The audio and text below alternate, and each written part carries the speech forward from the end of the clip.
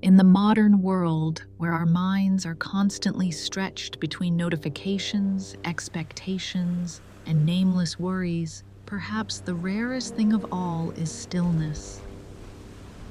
We grow tired not only from work or the passing of time, but because the mind is almost never truly allowed to rest. And tonight, if you are listening, perhaps you too are searching for a very small space, a place where you do not need to understand, do not need to try, only to remain. This is not a video about science fiction, nor is it a promise of a radiant future for humanity among the stars. This is a slow journey, very slow one that looks directly at a familiar dream, Mars, and asks why it has always been there, distant, cold, and not meant for us.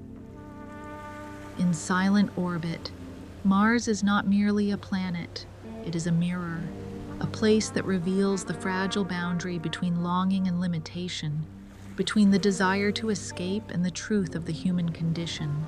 As Carl Sagan once said, "We are a way for the cosmos to know itself." Tonight, you do not need to travel to Mars.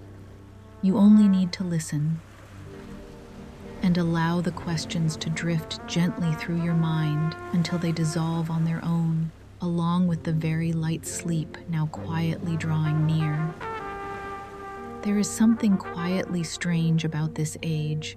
The more we speak about the future, the more exhausted we become with the present.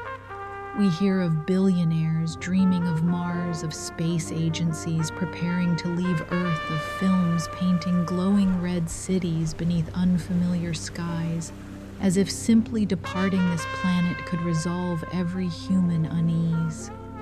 Mars becomes a symbol, not only of science, but of the desire to escape oneself.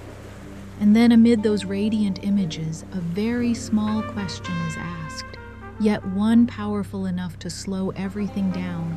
If you had to choose, would you live 1 year on Mars or endure a long winter of solitude in Antarctica? The question does not need a correct answer. It only asks that you pause for a moment. Because what it touches is not geography, but the limits of human endurance, of the body, of the mind, and of the illusion that we can always go farther than ourselves. In the quiet of the night, when the noise of collective ambition fades, Mars appears no longer as a destination, but as a test. A place that forces us to face one of philosophy's oldest questions. Who is the human being when stripped of everything familiar? Carl Sagan once wrote in Cosmos, "We are a way for the cosmos to know itself. But perhaps before the universe comes to know us, what matters more is whether we are able to listen to ourselves at all." Tonight, this journey does not invite you to leave Earth. It only invites you to stay with your breath growing slower, with your thoughts gently settling, and to allow dreams of the stars to return to their rightful place, very distant, very beautiful, and not necessary to reach for you to be at peace. When humans dream of Mars, we often imagine silent silver ships departing Earth, carrying with them the hope that somewhere far away life might begin again, cleaner, calmer, lighter in its burdens. But before speaking of the future, perhaps we should pause at the most basic thing of all air. Not dreams, not technology, but the invisible presence that quietly keeps you alive, second by second, breath by breath. On Earth, we rarely notice the atmosphere. It is there surrounding us like a patient embrace. Pressure just strong enough for the lungs to open, just enough for the water within our bodies to remain liquid, just enough for life to unfold without any conscious effort. We do not fight to exist. We simply exist. And it is precisely this ease that makes us forget how fragile life truly is. Mars has no such embrace. Its atmospheric pressure is less than 1% of Earth's. A number that sounds technical, but behind it lies a very cold truth. The human body was not made to endure emptiness. If you were to stand on the surface of Mars without protection, it would not be the cold or the radiation that kills you first. It would be the absence of pressure. Almost immediately, the water in your body begins to react to the surrounding void. Moisture in the mouth can boil. Dissolved gases in the blood start forming bubbles. The lungs, which rely on pressure to exchange oxygen, become useless. This is not a dramatic, cinematic death. There is no explosion, no heroic moment. It is a quiet unraveling, as if your body were not attacked, but simply denied the right to exist. And in that moment, Mars is no longer a distant planet. It becomes a very close reminder life is not a given. There is something profoundly deep in this truth. Pressure is not merely a physical quantity. It is the foundational condition for all biological processes. Without sufficient pressure, water cannot remain liquid. And if water cannot remain, then life as we know it cannot begin nor continue. On Mars, water does not freeze first. It evaporates. Not because of heat, but because there is nothing to hold it in place. And this reaches another layer of meaning, one that is deeply human. Humans are like water. We need invisible pressures to keep from dissolving the presence of others, the familiar rhythms of daily life, the feeling of being supported by a world with structure. When those things disappear, we do not collapse all at once. We simply slowly evaporate. Focus thins. Emotions grow faint. Meaning slips from our grasp. Perhaps that is why Mars is both alluring and frightening. It is a world where nothing supports you except the technology you carry with you. Every breath must be manufactured. Every drop of water must be held in place by machines. There is no excess, no forgiveness for mistakes. And in that space, humans are not only confronting the environment, they are confronting their own limits. Philosophy has long been concerned with such limits. Marcus Aurelius once wrote in Meditations, "You have power over your mind, not outside events. Realize this and you will find strength." But Mars poses a colder question.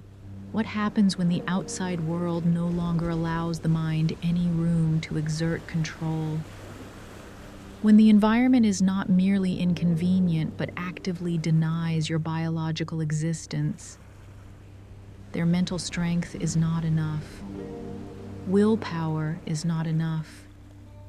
Even courage is not enough. Because there are limits that philosophy can point toward but cannot cross. And then when we think about atmospheric pressure, a very quiet paradox appears. Humans long for places without pressure, a life with less pressure, a mind unburdened, a world of complete freedom. But Mars reveals another truth: without pressure, life does not exist.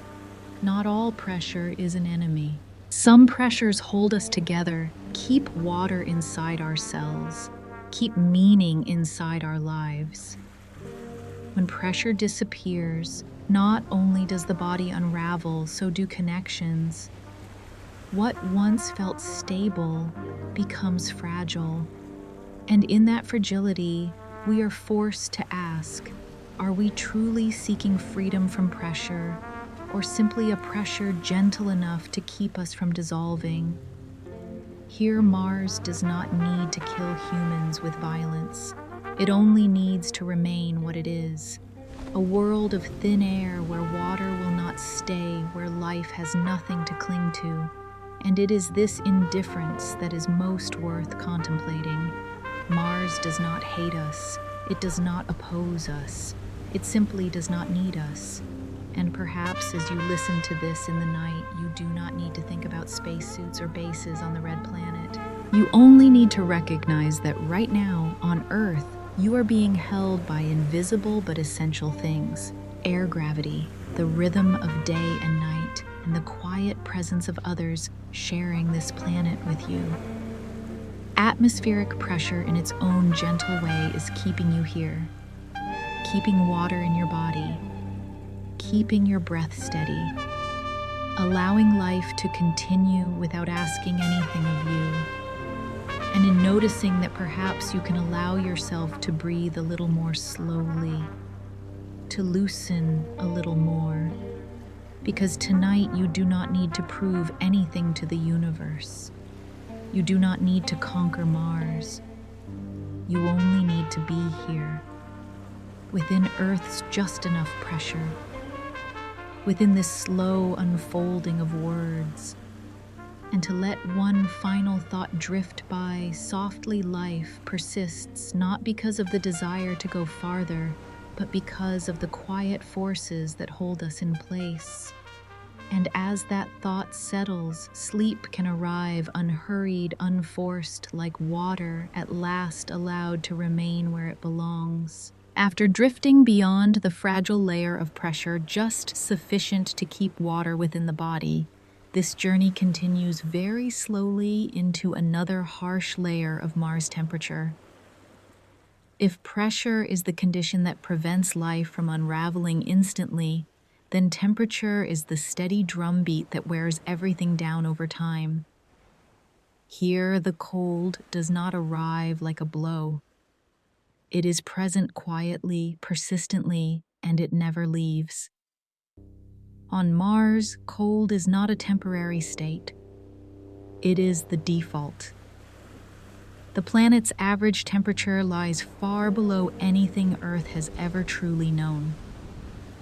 There are rare moments at midday during summer near the equator when the temperature may briefly reach something almost comfortable. But this is only a short-lived illusion, like a weak ray of sunlight slipping through thick clouds. Most of the time, Mars is immersed in a deep cold that is prolonged and unforgiving.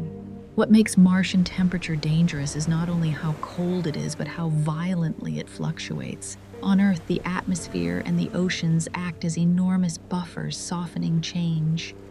Day flows into night, season into season, all with gradual transitions. The human body was shaped to adapt to that rhythm. Mars offers no such gentleness. Here, temperatures can swing by dozens, even hundreds of degrees within a single day-night cycle. For the human body, this volatility is a constant shock.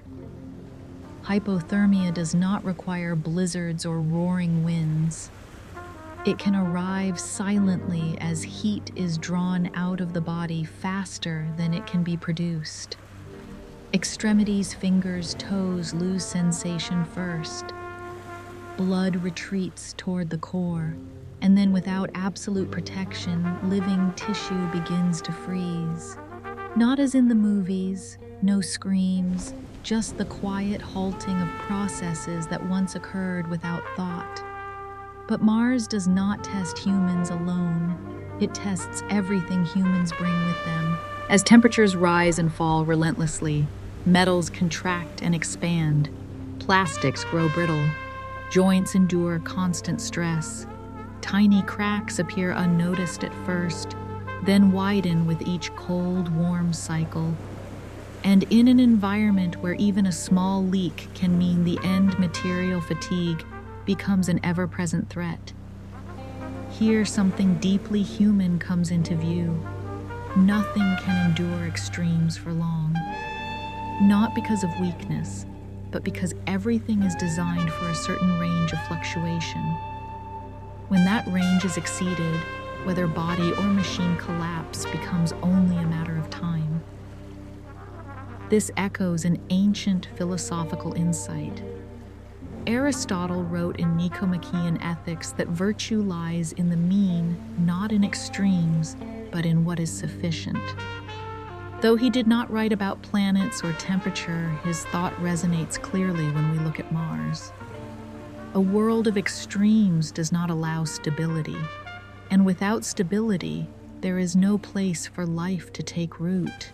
Mars is a planet without rhythm, no oceans to store heat, no thick atmosphere to slow the exchange of energy. Day arrives quickly, night falls abruptly, cold gives way to deeper cold, and within this hurried rhythm, everything is forced to react, never allowed to rest. Deep down, humans are not so different. We need familiar rhythms to avoid breaking apart morning and night activity and rest, speech, and silence. When rhythm is shattered, when change comes too fast, too forcefully, the mind begins to tire.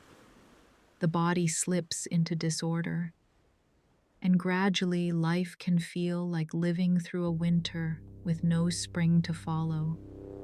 Friedrich Nietzsche once wrote in Human All Too Human, "He who has a why to live can bear almost any how." But Mars asks a quieter question. What happens when the how exceeds the limits of endurance, leaving no room for the why to exist at all? When the cold does not allow meaning the time it needs to form.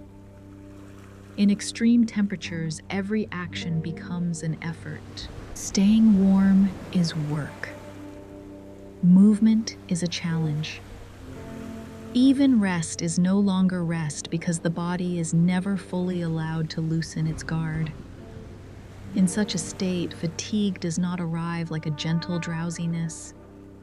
It settles instead as a gray background spreading over every thought. Perhaps this is why cold so often appears in metaphors of loneliness and emptiness. Not because it inflicts dramatic pain, but because it drains energy patiently. It does not shout. It does not rush. It simply remains waiting until there is no longer enough warmth to continue. And when we think of Mars at night, we are not only thinking of negative numbers on a thermometer, we are thinking of a world where everything must contend with constant change, where there is no pause long enough to recover, where stability, something we take for granted on Earth, becomes a luxury. Marcus Aurelius once reminded us in Meditations, "Nowhere you can go is more peaceful, more free of interruptions than your own soul." But this holds true only when the outer world allows the mind to withdraw inward. Mars does not. Its temperature does not permit distraction. It demands constant vigilance, constant alertness, constant reaction. And under such prolonged vigilance, peace becomes unreachable. When we return to Earth, even if only in imagination, we begin to feel more clearly the value of very small things: an evening that is cool enough, a night not too cold for deep sleep, a room where the temperature does not shift abruptly. These things do not perform miracles, and precisely for that reason, they sustain life steadily. Mars, with its cold and violent fluctuations, does not need to actively oppose humanity. It only needs to remain itself. And that rhythm, though not malicious, is incompatible with biology, with psychology, with the fragility of human consciousness. As you listen to this in the night, you may not need to imagine yourself standing in a red desert. Simply feel the temperature around you now. Not too hot, not too cold. A subtle sufficiency. And within that sufficiency, your body can loosen, your breath can slow, your mind can stop standing guard. Because tonight, you do not need to adapt to a foreign planet. You are in a place where temperature in both the physical and inner sense still lies within the limits of life, and in recognizing that perhaps you can allow yourself to rest, just as Earth is doing that for you every second, very quietly. After the cold and the relentless fluctuations of temperature, this journey drifts onward into a deeper, quieter layer radiation. If temperature is what wears the body down over time, then radiation is what passes through silently without warning, leaving traces long after you believe everything is still fine. On Earth, we live beneath an invisible yet resilient dome.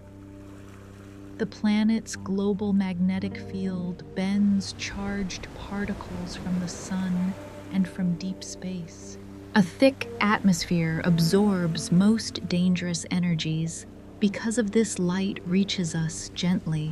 Day brings sunlight, night brings darkness deep enough for rest.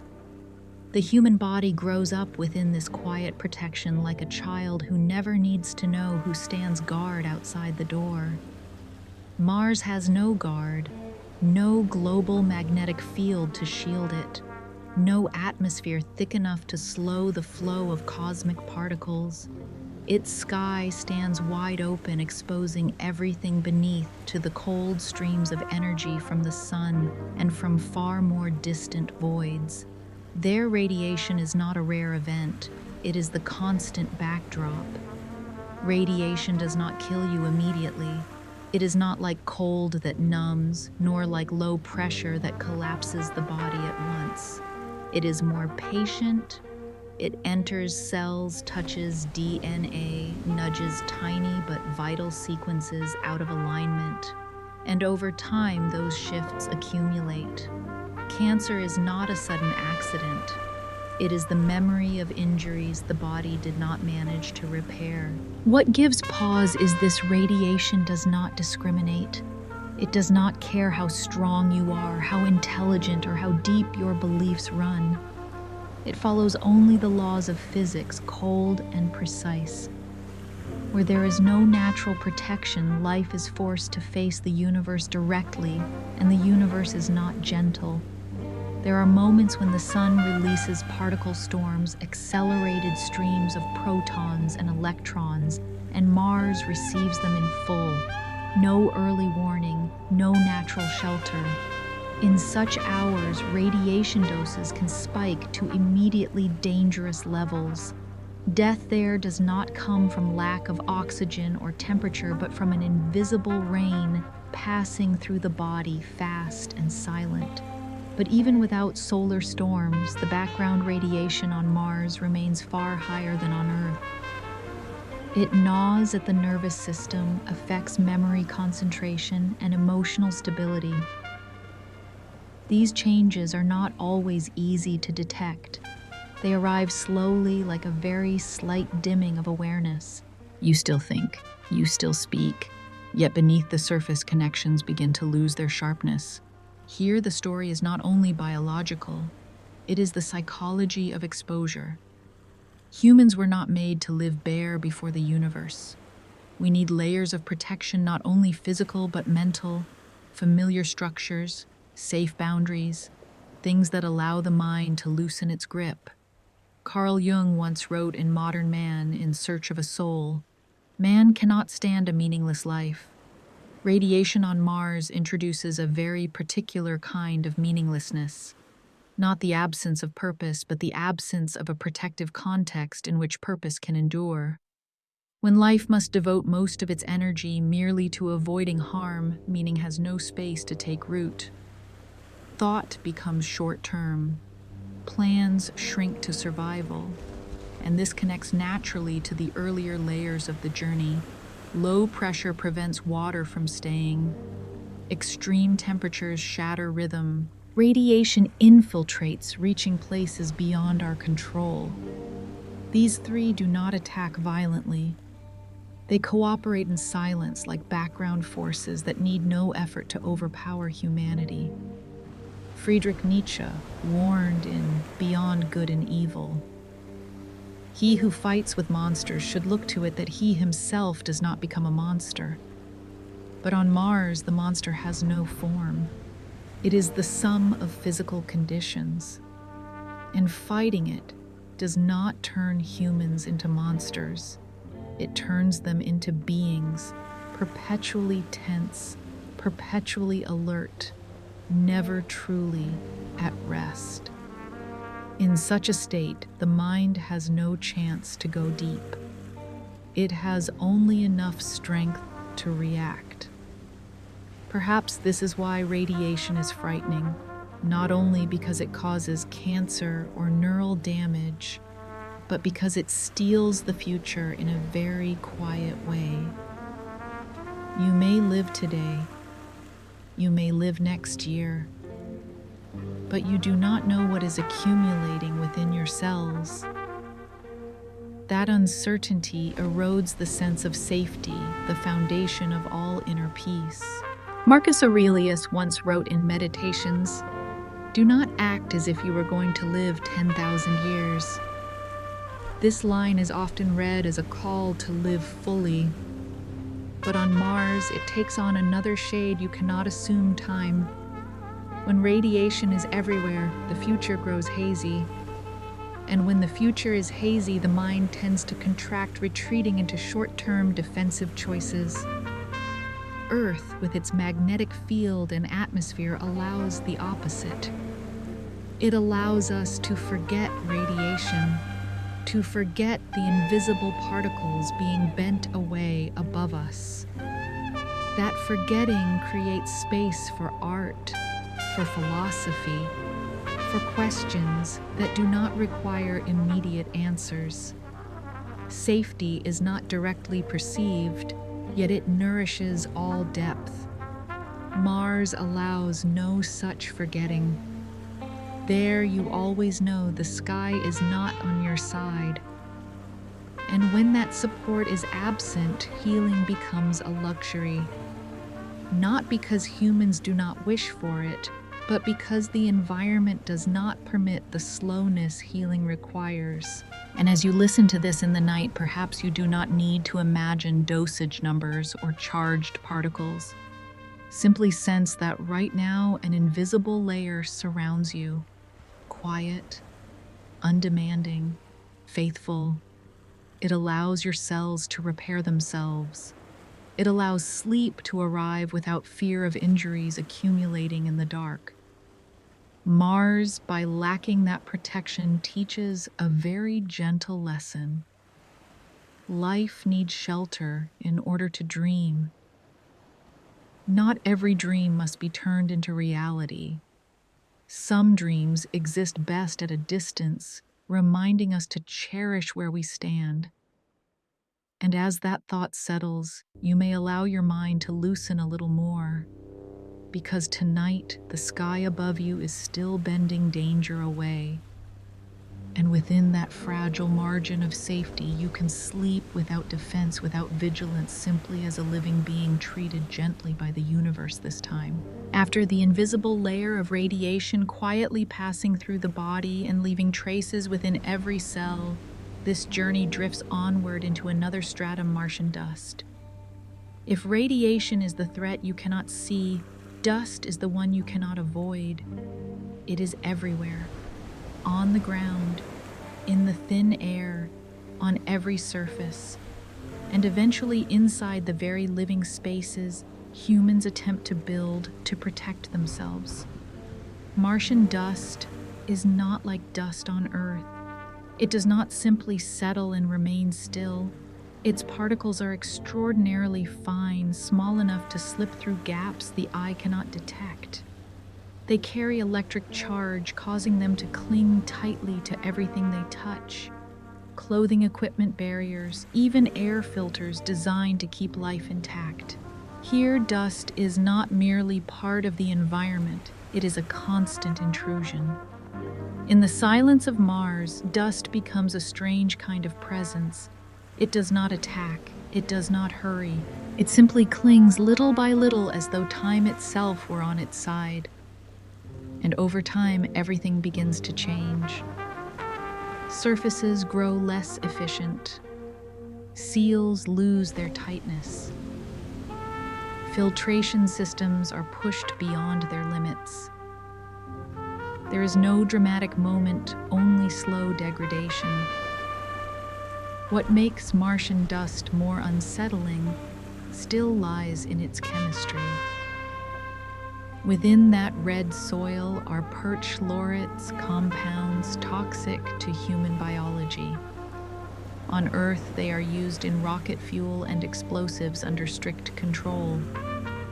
On Mars, they are scattered everywhere, mixed into the dust, ready to follow every step, every opened hatch, every return to shelter.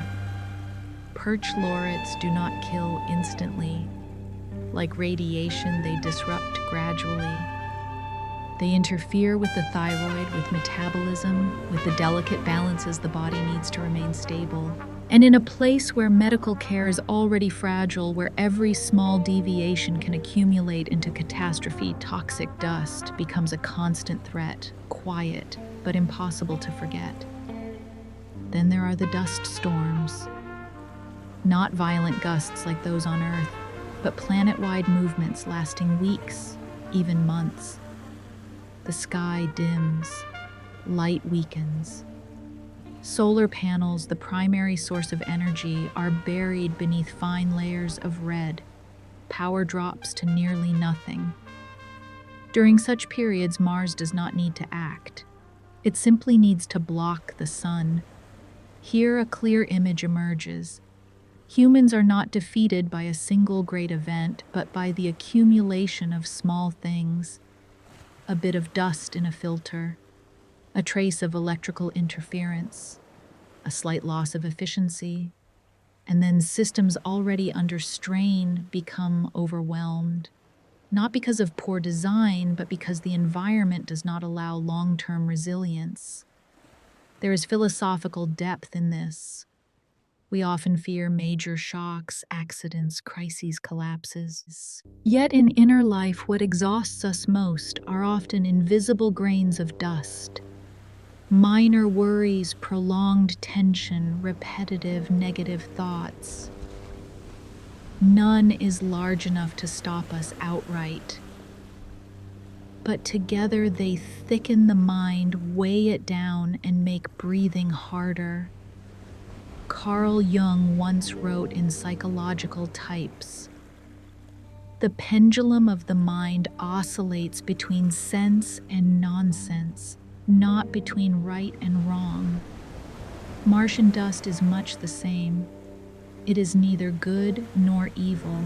It simply exists. Yet in its persistent existence, it pushes every system toward overload. And when the human mind lives too long in a state of resisting small but constant pressures, exhaustion is no longer clearly recognized. It becomes the background of life. Dust has another quality: it stays.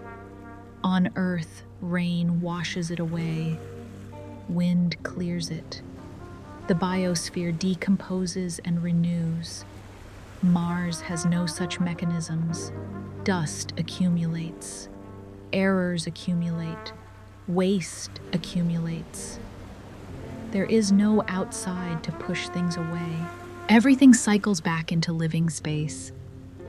And this creates a particular psychological pressure, the feeling of never being truly clean, never fully safe.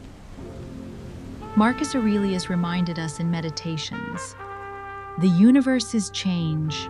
Our life is what our thoughts make it." Yet Mars seems to whisper something else when the environment does not allow healthy change, when everything only accumulates without release. Even the most careful thoughts grow heavy. Not because humans are weak, but because the context does not permit recovery. In such a context, dust becomes more than a technical problem. It becomes a symbol of a life without pauses, without cleansing cycles, without rain, without forgetting. Every error is remembered. Every injury leaves a mark. Every effort must brace itself against an environment always seeking to intrude. When this is joined with the earlier layers, pressure, temperature, radiation, a continuous picture emerges. Mars does not kill humans with a single blow. It erodes, layer by layer. Pressure removes biological foundations. Temperature shatters rhythm. Radiation injures from within. And dust makes everything harder, more persistent, and never truly finished. Perhaps this is why Martian dust evokes such a subtle fear.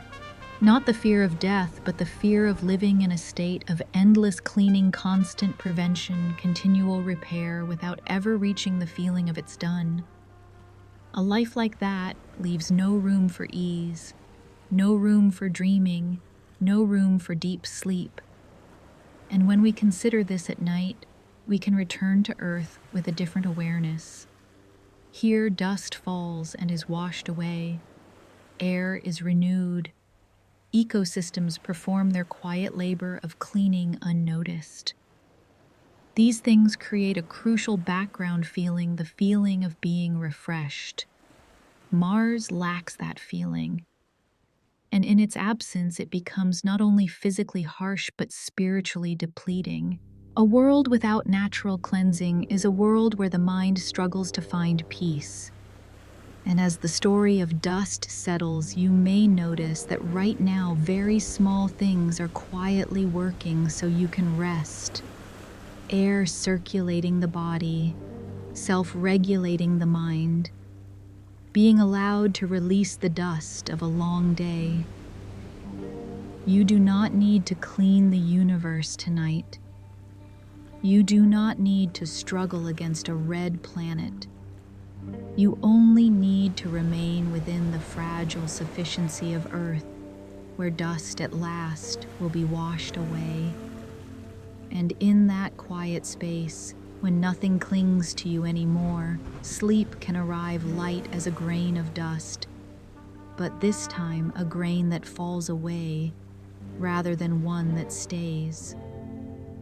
After the clinging layer of fine dust, after invisible toxins have slipped quietly into every system, this journey drifts gently into another realm, the realm of the mind and of social life. Here there are no clear measurements like pressure, no thermometer scales, no radiation dosimeters, sounding alarms. There are only very subtle shifts in perception and thought, in the way people look at one another and at themselves.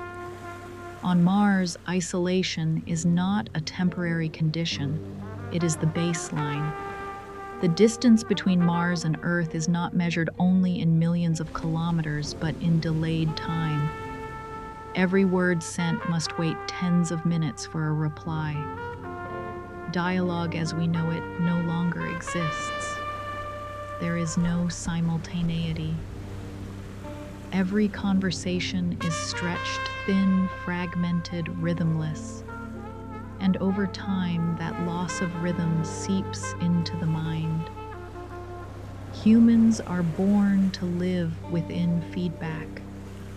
A nod, a glance, a familiar sound outside a window.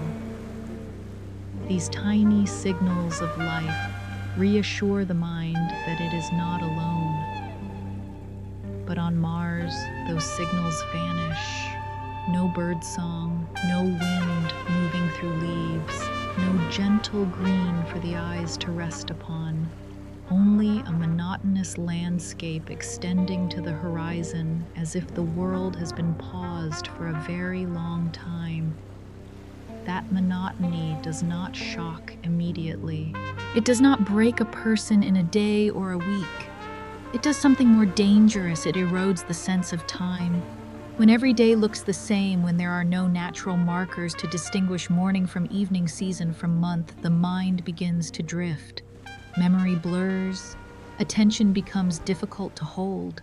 Thoughts repeat themselves not because they are profound, but because there is nothing new to replace them. Fyodor Dostoevsky once wrote in Notes from Underground, The greatest happiness is to know the source of unhappiness. On Mars, the source of unhappiness is not a single event. It is the prolonged absence of deeply human things. And when the cause cannot be clearly named, the mind begins to generate its own explanations. Paranoia does not arrive as it does in films. It comes as small doubts: can that person really be trusted? Am I being abandoned? These thoughts do not need to be true. They only need to repeat long enough. Absolute isolation also alters how people see one another. In a confined space with no escape, every difference grows larger. A minor habit, a different tone of voice, a trivial mistake. On Earth, such things can be softened by distance, by leaving, by changing environments. On Mars, that option does not exist. Every conflict is held in place, compressed, waiting for the right moment to erupt. What makes this frightening is that conflict in such an environment is not merely psychological. It can become a survival catastrophe. When cooperation erodes, when trust diminishes, small decisions can go wrong. And on Mars, small errors are not forgiven. A delayed action, a clouded judgment, a single minute of inattention. Any of these can cost lives, not just one, but the entire group. Carl Jung once wrote, "In the undiscovered self, loneliness does not come from having no people around, but from being unable to communicate the things that seem important to oneself." On Mars, this truth resonates sharply. You may be beside others, sharing the same space, the same mission, the same danger, and yet feel a hollow loneliness. Because the most important things in your inner world find nowhere to land in another person. And when connection breaks at that deeper level, psychological collapse begins quietly. Communication delays with Earth intensify this feeling. There is no instant call to soothe distress, no familiar voice arriving at the right moment. All support comes late, sometimes too late. Gradually, the mind learns not to wait anymore. Hope contracts, expectations lower. The outer world, blue Earth, fades into a hazy memory, no longer a living emotional anchor. When psychologists study extreme isolation on Earth, Antarctic research stations, submarine solitary confinement, they observe a common pattern. Cognitive decline does not arise from lack of intelligence, but from lack of meaningful stimulation. The brain needs diversity to remain flexible. When everything becomes repetitive, it conserves energy by simplifying. Thinking stiffens, reflexes slow, problem-solving weakens. On Mars, this is not merely a personal issue, it is a systemic risk. A group of people with diminished cognition, isolated under survival pressure, is vulnerable to a self-reinforcing spiral of error. Stress generates conflict. Conflict amplifies stress. And in a sealed environment, there is no outlet for that spiral to escape. Friedrich Nietzsche wrote in Thus Spoke Zarathustra, "He who cannot obey himself will be commanded." In the context of Mars, this takes on a different shade.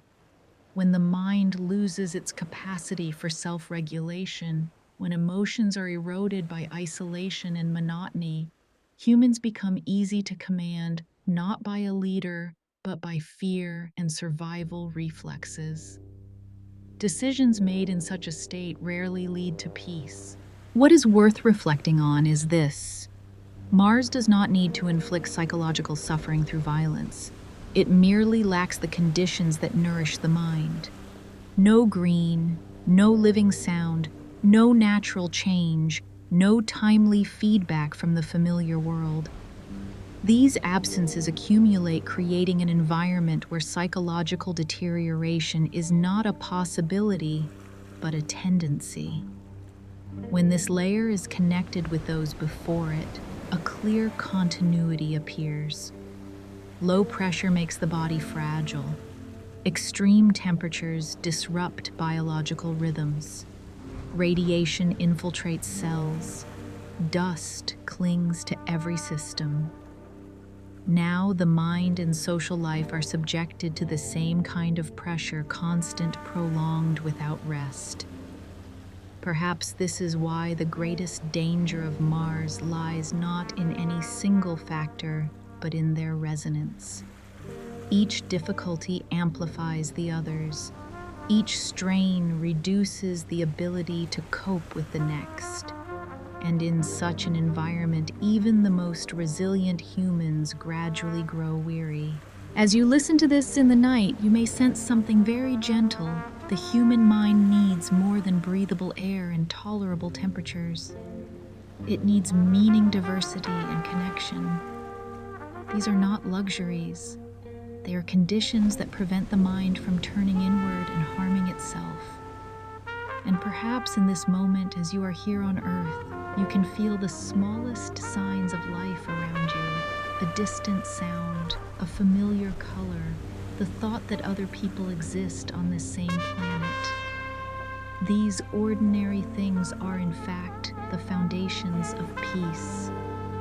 Mars, through its absolute isolation, reminds us that humans were not born to live alone, nor to endure prolonged silence.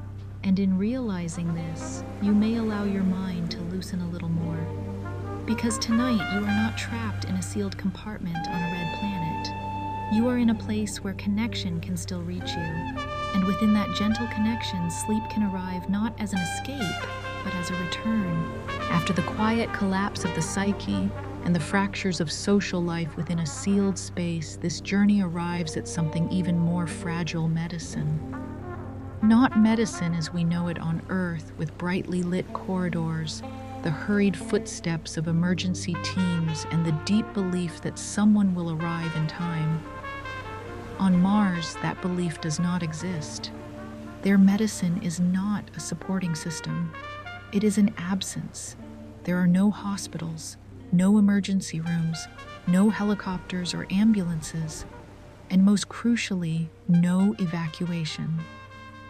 Every person living on Mars carries their body as an irreplaceable device.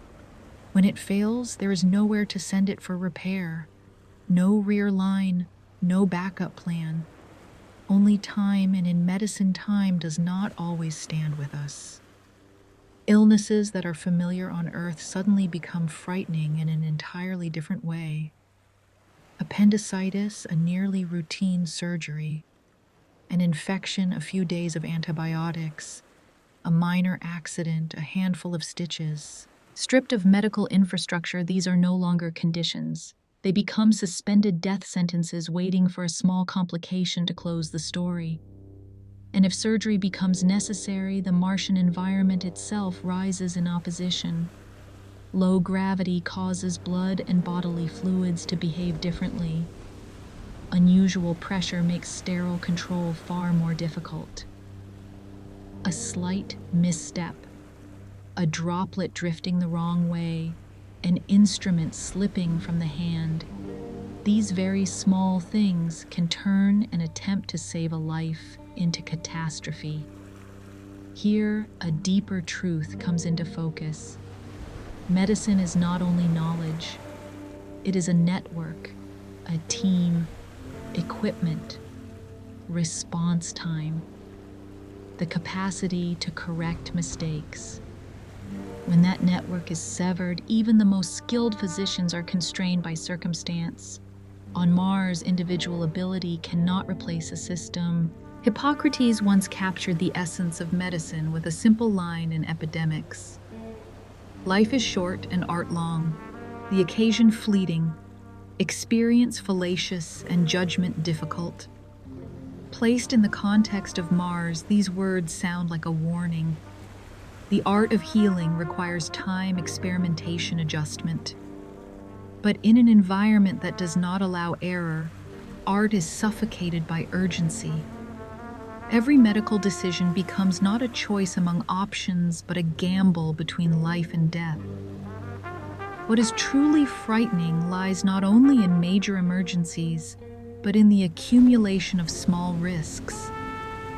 The human immune system on Mars is already weakened by radiation, psychological stress, prolonged lack of sleep. Minor scratches can become infected. Low fevers may not break. Bodily responses grow unpredictable because the body is no longer operating in conditions evolution prepared it for. Here, medicine ceases to be about healing. It becomes about avoiding illness at all costs. And living in this prolonged state of avoidance places the mind under a constant elevated strain. Every small ache is magnified. Every unusual sign triggers fear, and fear, when left unresolved, turns back to damage the very immune system one is trying to protect. Sigmund Freud once wrote in Civilization and Its Discontents, "Unexpressed emotions will never die. They are buried alive and will come forth later in uglier ways." On Mars, emotions are often suppressed because they are seen as threats to group stability. Fear of illness is not voiced because there is no solution, but buried it returns as chronic anxiety, insomnia, exhaustion conditions that make medicine even more impossible. The absence of evacuation carries a stark philosophical weight. On Earth, we live with a background belief if things become bad enough, we can leave. Perhaps not immediately, but the possibility exists.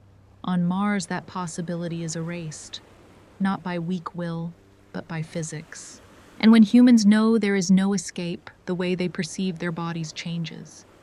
The body is no longer a temporary dwelling for consciousness. It becomes the ultimate vulnerability. Every biological limit is magnified. Every pain carries existential meaning. And in such a state, serenity, the condition required for healing, becomes a luxury. Marcus Aurelius once wrote in Meditations, "Do not despise death, but welcome it, for nature wills it like all else." On Earth, this can be read as gentle acceptance. On Mars, it takes on another tone. Death is no longer a natural part of life, but the outcome of missing support. And that changes how humans face it, not with calm, but with prolonged anxiety. When we connect this medical impossibility to the earlier layers, pressure, temperature, radiation, dust, psychological collapse, a chain becomes visible. Each factor weakens the body. A weakened body invites illness. Illness, appearing in an environment without the capacity to heal, accelerates psychological breakdown. And psychological breakdown, as we have seen, returns to destroy social cooperation, the final lifeline of any remaining medical effort. Mars does not need to openly reject humanity. It simply withholds the conditions for healing.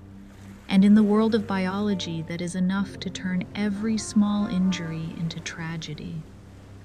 And as you listen to this story in the night, you may feel something shift in how you sense where you are. On Earth, medicine is imperfect. It is slow. It is scarce in many places, but it exists. Someone stays awake through the night. Someone studies for decades just to stand by a bedside when needed. Systems are built not to make you immortal, but to give you more time. More time for the body to repair itself. More time for emotions to be spoken. More time for hope not to fade too quickly. Mars, through its absence of medicine, reminds us that healing is never an individual matter. It is the work of a civilization that knows how to protect fragility. And in recognizing that you may allow your breath to slow, because tonight, if something is not quite right, there is a world built to help you imperfectly, but not leaving you alone. and within that sense of being held, sleep can arrive. Not as surrender, but as a quiet trust that here life is still being cared for. After passing through the fragile threshold of medical impossibility, where even minor illnesses carry the shadow of an ending, this journey drifts onward into an even deeper layer. Slower still and quieter still, the long-term degeneration of the human body itself. Here there are no sudden accidents, no dramatic moments. There is only time. And time within the low-gravity environment of Mars is no longer a neutral companion. Mars's gravity is only about 38% of Earth's. The number sounds gentle, even inviting, as if the body might be freed from its familiar burden. But the human body was not designed to be light. It was designed to be pulled downward every day, every step, every rise to standing, every quiet resistance against the invisible force that keeps us pressed to the ground. That force shapes our bones, nourishes our muscles, regulates the heart, and sustains the entire internal architecture we rarely notice. When that pull weakens, the body does not celebrate. It reorganizes toward efficiency. Bones begin to lose minerals, becoming porous and fragile. Muscles no longer required to work as before slowly shrink. The heart, accustomed to pumping blood against gravity, adjusts its rhythm to a world that feels easier. These changes do not hurt at first. They unfold quietly like a perfectly logical adaptation until the cost becomes clear. Degeneration is not collapse. It is the gradual withdrawal of capability. Movements that once felt natural grow tiring.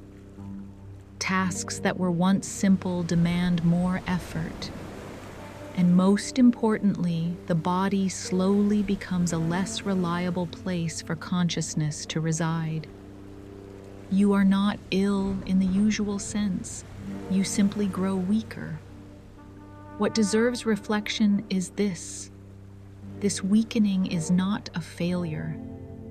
It is the direct consequence of living too long in an environment not made for humans. And here Mars presents a deep paradox. To survive on that planet, humans must accept a process that makes them increasingly less suited to survive anywhere else. After many years in low gravity, returning to Earth is no longer guaranteed. Bones may not withstand stronger pull. The heart may fail to adapt in time. Balance systems may falter, and the body sent away with hopes of expanding humanity's frontier may become a body no longer belonging to its original home. There is a quiet sadness in this, not the sadness of failure, but of irreversible change.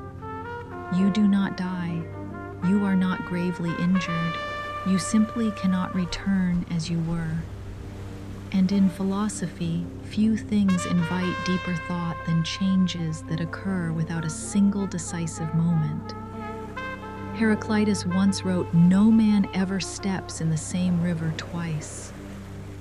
This line is often read as a reminder of the world's constant change. But in the context of Mars, it sounds like a reminder of change within the human being. After enough time, you do not merely live on another planet. You become another kind of being, shaped by conditions no longer compatible with the place you came from. Physical degeneration also carries a subtle psychological depth. As the body weakens, the mind does not remain untouched. The sense of control diminishes, confidence erodes. Self-perception so tightly bound to the ability to act begins to shift. You no longer trust that you can do what you once did, and when that trust fades, even things never attempted begin to feel daunting. Friedrich Nietzsche once wrote in The Gay Science, "What does not kill me makes me stronger." The phrase has inspired generations, but Mars whispers a quiet counterpoint. There are things that do not kill you, yet do not make you stronger either. They simply make you different, slower, weaker, and increasingly distant from the person you once were. This connects naturally to the earlier layers of the journey. Radiation damages cells, dust clings to systems, medicine cannot fully repair, and now, even without incident, the body drifts along a gentle downward curve. No clear enemy, no sudden end, only a slow decline. Perhaps this is why gravity is one of Earth's most underestimated gifts. It does not merely keep us upright, it keeps us in form. Every step is a dialogue between bones, muscles, heart, and brain, a continual reminder that we live in a world that demands effort and that effort keeps us alive. On Mars, the absence of physical demand does not bring freedom, it brings fading. And in that fading, we see clearly that the human body was not optimized for convenience, but for interaction with its native environment. Marcus Aurelius once wrote in Meditations, "Everything is interwoven, and the web is holy." Gravity is one thread in that web. When the thread weakens, the entire structure shifts, quietly, without resistance, simply changing. And when the web changes long enough, humans no longer occupy the same place within it. Long-term degeneration, then, is not merely a biomedical issue. It is a philosophical question about the cost of leaving the conditions that created us. How far can we go before going far erodes the ability to return? How much can we adapt before adaptation itself becomes an irreversible trade-off? And as you listen to this in the night, you may feel your body as it is now.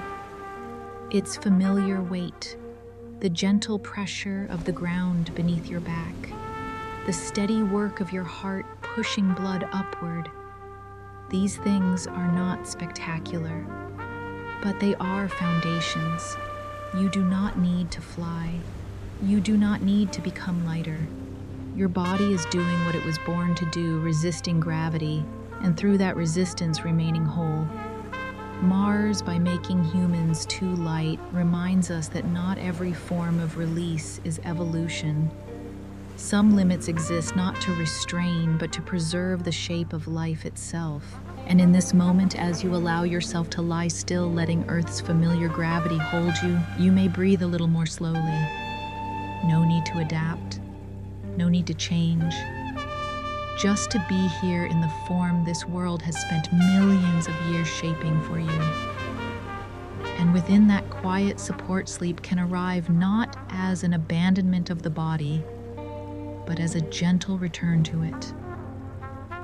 After the body has gradually grown fragile in low-gravity bones, lightening muscles, retreating the heart, learning a new rhythm, this journey drifts toward its most decisive layer, survival infrastructure. Here we are no longer speaking of subtle internal changes, but of an external network that keeps life from slipping over the edge. On Mars, life does not occur naturally, it is assembled. And everything that is assembled has a point of failure.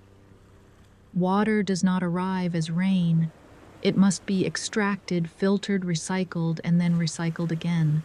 Air is not the sky. It is the product of machines, oxygen generation, carbon dioxide, removal, pressure regulation, humidity control. Heat does not come from a sufficiently warm sun. It must be produced by electricity. Food does not grow from soil. It must be cultivated in artificial environments, under artificial light, powered by artificial energy. Every link depends on another. If one link stops, the chain stops. If the chain stops, life stops. What is frightening is not that these systems are complex. Humans are accustomed to complexity. What is frightening is that there is no margin for error. On Earth, when electricity fails, water still flows. When water is contaminated, there are other sources. When it is cold, there are many forms of warmth. Nature and society create invisible layers of redundancy. On Mars, every layer of backup must be carried in metal wiring software, and it can never be enough. Survival infrastructure thus becomes an equation of energy: energy to run water filters, energy to keep warm, energy to light rooms, energy to grow food, energy to repair the very systems that generate energy. When dust storms linger and the sun dims, energy declines. And when energy declines, everything else contracts. Not because humans lack will, but because physics does not negotiate. There is a particular tension in living this way. Every mechanical sound becomes a signal of survival. Every number on a control panel carries the weight of the next breath. The mind learns to listen to the hum of fans the way it listens to a heartbeat. And when life depends on such artificial sounds, peace becomes a luxury. Hannah Arendt once wrote in The Human Condition, "The human condition comprehends more than the conditions under which life has been given to man." On Mars, this statement feels inverted. The conditions of life are not merely more, they dominate. Humans no longer live within a world, they live inside a system. And to live inside a system is to constantly watch that it does not betray you. Survival infrastructure carries another paradox. The more redundancy is added, the heavier the system becomes, the more energy it consumes, the more points of failure it creates. Backup upon backup offers short-term reassurance, but accumulates long-term risk. No design escapes this truth. Every finite system has a point of death, a place where once reached, there is no further layer to save it. This is not only an engineering problem, it is the philosophy of dependence. When every vital element is mediated through machines, humans lose a direct relationship with their environment. On Earth, you drink water that has passed through soil, stone, and roots. You breathe air filtered by forests, oceans, microorganisms. On Mars, water and air have no ecological memory. They are immediate products of a closed loop. And within that loop, if one link grows tired, there is no nature to take its place. Albert Camus once wrote in The Myth of Sisyphus, "The struggle itself toward the heights is enough to fill a man's heart." But on Mars, the struggle does not aim toward heights. It aims toward maintenance, repetition, no evolution, no release. And when life becomes an endless sequence of upkeep, the heart struggles to be filled with lasting meaning. Effort no longer opens a future. It merely prevents the present from collapsing. The fragility of infrastructure also reshapes human relationships. When resources are limited, when energy must be allocated, every decision becomes ethical. Who receives more power? Who is prioritized for water? Who decides to shut down a secondary system to save a primary one? These questions have no gentle answers. And in a sealed environment where everyone depends on one another, every technical choice carries the shadow of moral judgment. Connected to the earlier layers, a clear current emerges. Pressure cannot hold water, temperature breaks rhythm, radiation infiltrates, dust clings persistently, psychology collapses, medicine becomes impossible, the body degenerates. And now infrastructure, the final bridge, must carry everything. When that bridge trembles, there is no other shore to leap toward. Perhaps this is why on Mars life has no surplus. Everything is just enough to be dangerous. There is no rainy season to compensate for drought, no ecosystem to regenerate itself, no vast society to distribute burden. And when there is no surplus, there is no forgiveness for mistakes. Marcus Aurelius once wrote in Meditations, "Accept the things to which fate binds you and love the people with whom fate brings you together." On Mars, fate takes the shape of systems, and love is tested by survival pressure.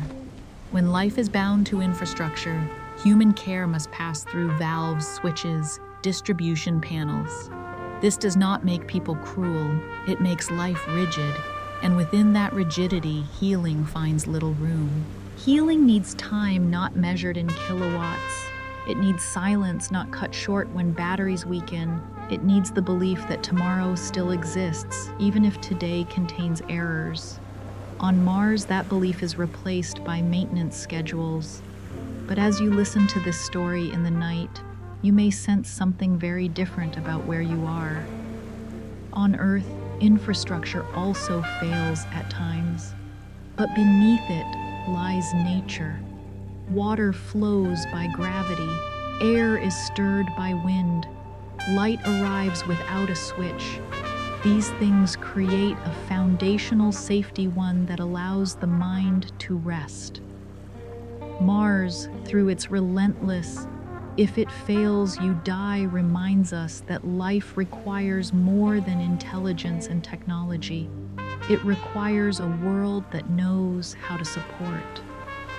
A world where when one thing stops, another can take over. A world that allows mistakes without demanding everything in return. And in this moment, as you listen, you may let your shoulders soften. The lights are still on. Air is still moving. Water is still there. Not because you are managing them, but because a planet has been doing this work for billions of years. You do not need to watch a control panel tonight. You do not need to calculate redundancy. You only need to allow Earth's invisible infrastructure to do its quiet work, letting life move slowly enough for sleep to arrive. And when sleep comes, it needs no battery, no machine. It requires only one thing. Mars cannot provide a world that allows you for a while to forget that you are surviving at all. After the chain of fragile systems in which every error carries the shape of life and death, this journey arrives at its final question, the long-term and the collective. No longer about whether a single body can endure, whether an emergency can be handled in time, or whether a pump might fail in the night. Here the question slows and deepens. How can a society grow in a world where survival always comes before meaning? Raising children in such a context is no longer merely a biological act. It becomes an ethical decision stretching across generations. Children need more than oxygen and calories. They need safe time to grow seasons that change, so they can sense the rhythm of life, small mistakes that are forgiven, so they can learn how to stand again. On Mars, safe time becomes a scarce resource.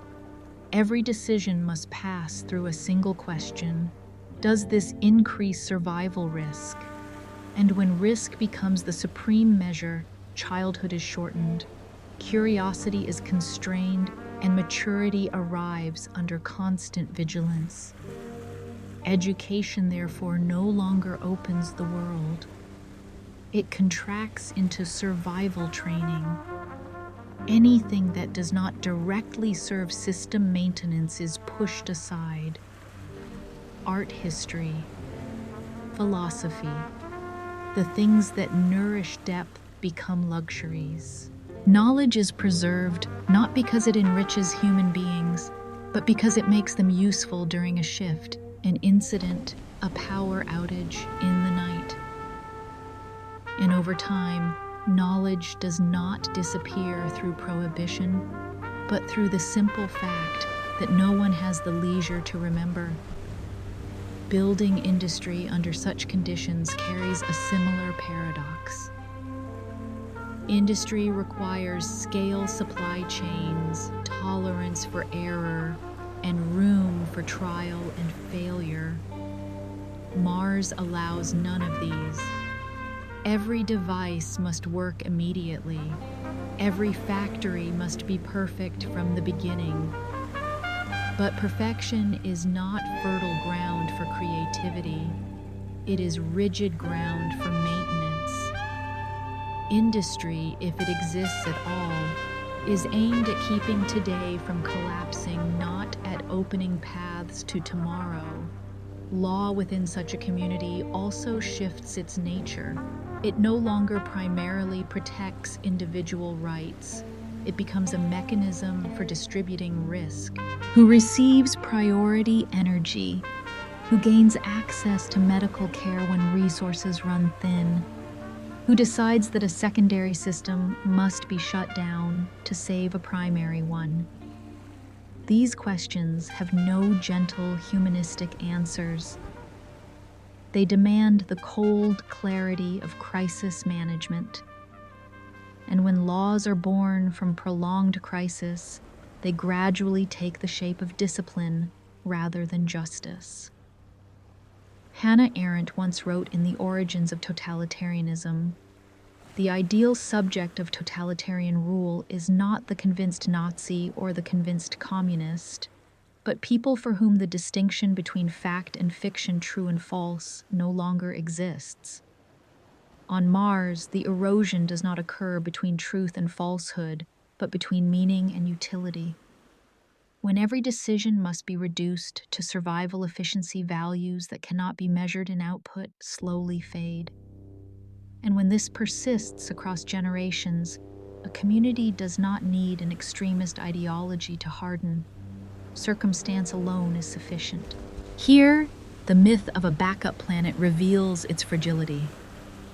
A planet that cannot sustain its own community, cannot educate holistically, cannot maintain diverse knowledge, cannot build autonomous industry, is not a spare copy of Earth.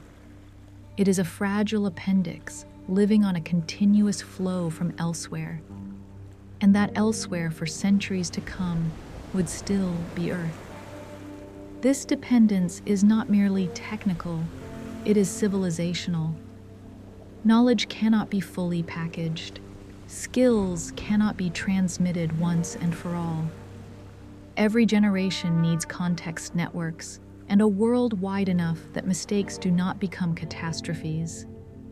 If Earth collapses through war, climate disruption, or any systemic rupture, that flow will cease. And when it ceases, a Martian colony does not stand as Plan B, it falls with it. Albert Camus once wrote in The Rebel Man is the only creature who refuses to be what he is. The desire to leave Earth carries the beauty of that refusal, but rebellion, when severed from the conditions that nurture humanity, can turn into a quiet impoverishment of the self. A community organized solely around survival will slowly forget why it chose to exist together in the first place. What is most sorrowful is that communal exhaustion does not arrive through violence. It arrives through repeated reasonable priorities. Today, art hours are cut to extend maintenance shifts. Tomorrow, fundamental research is postponed to patch system failures. The next day, ethical debate is deferred because decisions must be made quickly. There is no single moment of betrayal. Only a sequence of correct choices for today, and the price is a narrowing of tomorrow. When this is connected to the earlier layers, the current becomes unmistakable. Infrastructure demands constant vigilance. Medicine offers no escape. Bodies degenerate, minds tighten. And now the community itself, the place meant to heal those fractures, is placed under the same pressure. When community is no longer a safe space to err, to experiment, to dream, it becomes a maintenance machine. Marcus Aurelius once wrote in Meditations, "What we do now echoes in eternity." On Mars, this carries a different weight. Each decision today does not merely echo, it locks the possibilities of tomorrow. And when possibilities remain locked long enough, a community no longer chooses, it merely continues by inertia. Perhaps this is the deepest lesson Mars offers, not about technology, but about the interdependence of civilization. No planet is an island. No community grows in a vacuum. The things that seem soft, broad education, rich culture, time to reflect, are in fact invisible infrastructure, allowing societies to withstand crisis without breaking. And as you listen to this in the night, you may return to Earth with a different awareness. Here, community is imperfect, education is unequal, industry causes harm, laws contradict themselves. Yet beneath all this, there is margin. There is the ability to make mistakes without immediate collapse. There is space for the next generation to argue, to question, and to rebuild what the previous one did poorly. Mars, by denying that margin, exposes the illusion of a backup planet. A place that cannot renew itself socially and culturally, cannot serve as a reserve for a complex civilization. It can only remain a dependent extension, fragile in the face of any rupture at the center. And now, in this quiet moment, you may allow yourself to soften a little. You are in a place where communities can still argue without falling apart, where children can still learn things that are not immediately useful, where knowledge may wander before finding better paths. These things are not loud, but they are the foundations of long-term peace. You do not need a backup planet tonight. You need a world that cares for its future by not compressing everything into the survival of today. And in that gentle realization, sleep can arrive not as an escape, but as a quiet trust that when a community still has margin, tomorrow still has room to breathe. After passing through each layer of danger, biological, physical, psychological, and communal, this journey slowly widens into a larger circle, the danger to civilization itself. No longer the question of can humans survive, but the harder, quieter one, if we survive at all costs, what will we become? Here, Mars is no longer a place, but a prolonged ethical problem, one in which every solution carries consequences that extend beyond a single generation. The settlement of Mars is often told as a technical story. Rockets strong enough, systems sealed, enough intelligence advanced enough. But the earlier layers have shown that technology never exists in isolation. It demands a society organized around it. It shapes the psychology of those who live within it, and it restructures the moral framework of those who depend on it. When life can exist only through chains of systems where failure means death, human values must yield to survival priorities. This is not morally wrong in intent, it is dangerous in duration. The ethical problem does not arise at the initial decision, but in the inertia of that decision. Who is chosen to go? Who stays behind? Who bears risk for whom? And once the first generation arrives in a place that permits no error, does the next generation have the right to refuse? These questions cannot be answered by science. They require a moral space wide enough, something harsh, survival environments rarely allow. In this context, technology is no longer a neutral tool. It becomes the arbiter of life, deciding who breathes, who is warmed, who is treated, who is prioritized. When technology holds indirect power over life and death, society must redefine justice.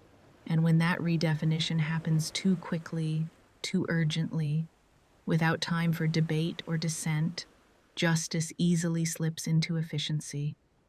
Max Weber once wrote in Science as a Vocation, Not ideas, but material and ideal interests directly govern men's conduct.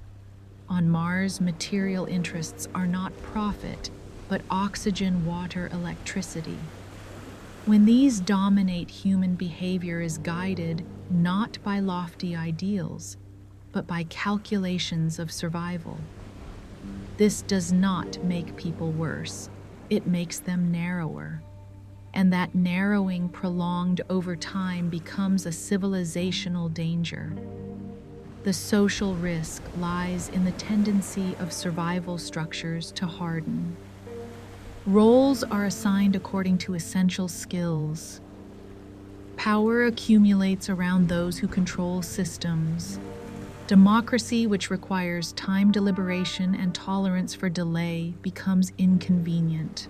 In an environment where every minute may be a crisis, tolerance is viewed as risk.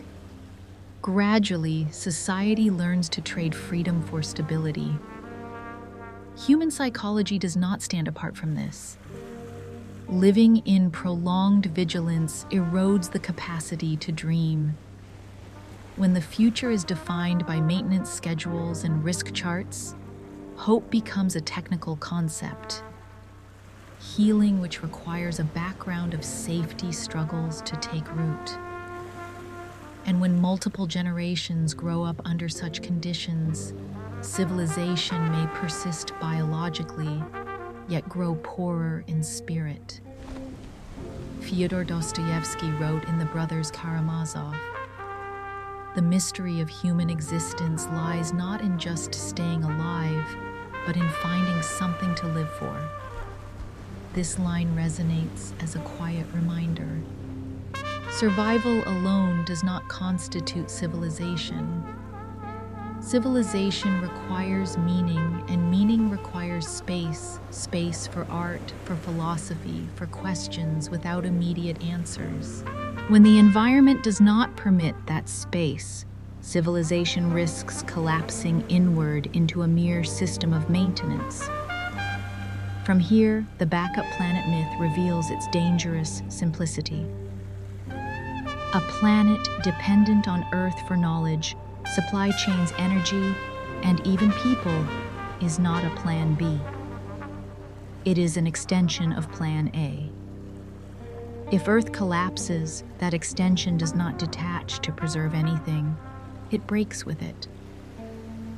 The belief that we can abandon the solar system or even the galaxy to start over thus carries the tone of psychological comfort rather than sustainable strategy. Carl Sagan wrote in Pale Blue Dot, "There is perhaps no better demonstration of the folly of human conceits than this distant image of our tiny world. That folly does not lie in dreaming. It lies in underestimating the conditions that made us what we are." The barrier to leaving the solar system is not only distance and energy, it is biological, social, ethical, and psychological, shaped by evolution within a very specific context and not easily carried elsewhere.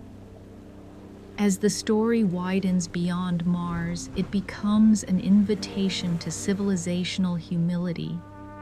Some boundaries exist not to be conquered, but to remind us of the value of where we stand.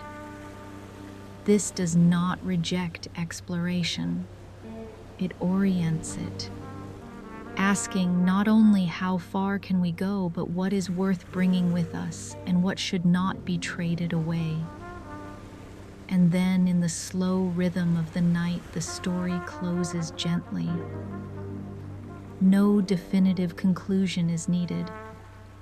No final verdict. Only a pause to recognize this before thinking about leaving the solar system. Perhaps we must learn how to care for the planet that has cared for us. Before dreaming of other galaxies, perhaps we must restore ethical, social, and psychological space right here. If you wish to continue this journey wider, farther, stay with Silent Orbit. Subscribe if you want future nights to drift along this slow cadence. And when ready, let the next video guide you toward deeper barriers to leaving the solar system not to extinguish the dream, but to place it within the proper scale of humanity. For tonight you do not need to go anywhere. Simply remain with the breath as it grows steady, with the small thought that some limits are not failures, they are supports.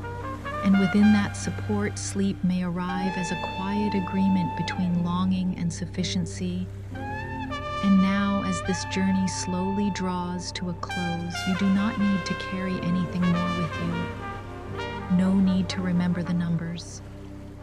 No need to hold on to the harsh details of Mars. They can remain behind like stars fading as your eyes begin to close. What matters most, perhaps, is not how far humanity can travel, but where we are standing right now. On a fragile planet, yet gentle enough to nurture life. A place imperfect, yet one that allows mistakes healing and beginnings anew. Mars reminds us of limits, but Earth reminds us of support. And between these two, there is a necessary quiet, a space where you are allowed to set down ambition, anxiety, and questions that do not need answers tonight. If your mind is still wandering somewhere among the stars, let it drift slowly. If there are thoughts that have not yet settled, let them remain. No need to resolve them now. This is the moment you can rest. Not because you have understood the universe, but because you do not need to understand it all in order to sleep peacefully. Thank you for staying with Silent Orbit. Until we meet again in the next quiet orbit.